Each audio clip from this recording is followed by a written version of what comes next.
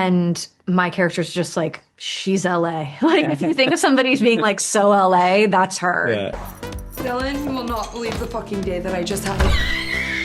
I love your characters that you created, but I want to ask you about the character that kind of created itself, and by that I mean LA, which can be viewed as a character in itself. How influenced are your characters by the city? Because despite the title, it seems like it's a love and hate relationship, isn't it? I think so. I mean, I personally have a love and hate with LA, in so many ways. I'm in a very much a love moment right now, which is nice. But, I think that for Dylan, he judges it a lot. And I think that that's sort of a red flag of his, or like, a sort of flaw of his, is he thinks that he's better than the TikToks and the Instagrams and like all. He's just kind of like, I'm educating the youth and you guys are playing your little games and it's nice. But so I think that he kind of judges it in a way which he shouldn't, because even within, like, inside of all that world that maybe is not for everyone, there's still people that are pursuing dreams and working extremely hard, and including his girlfriend who he lives with. So I think that he's definitely a bit more on the judgmental side of the spectrum of Los Angeles. I feel like for Alani,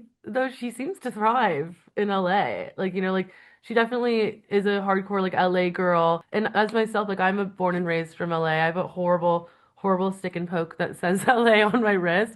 So I'm like, it's in my blood. And I think Dylan is almost the opposite of Alyssa in terms of like, you haven't been hardened by LA. Yeah. And my character's just like, she's LA. Like, if you think of somebody as being like so LA, that's her. Yeah. And it's so interesting, like, that you just said, like, you're educating the youth. You're like doing this sort of like meaningful work.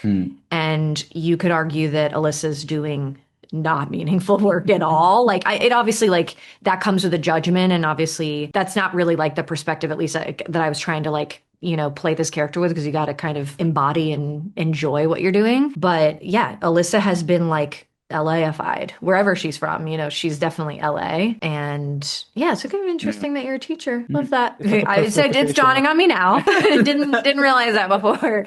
I think we all are, each character is coming to LA from a completely different standpoint. And just to talk about like our two characters, and I think you have to like fight for 15 to 20 years to like feel the same amount of comfortable as someone who's born here into privilege too. It's like 20 years into LA is like the equivalent of like a 10-year-old Nepo baby, you know what I mean? Yeah. Which is like, it's just an interesting dynamic. And I think Charlie has had to like really hustle for a long time. And, he has lines about when he was styling female studio executives and they had to wear capes. And then, so he's come a long way, where I feel like Alani, what makes her such an amazing, likable character is that anything can really happen to her and she knows she's going to be okay, because she's never really had to like struggle in a certain sense, where she knows she'll end up on her feet. And I think that makes her a really optimistic character, where like Charlie is less optimistic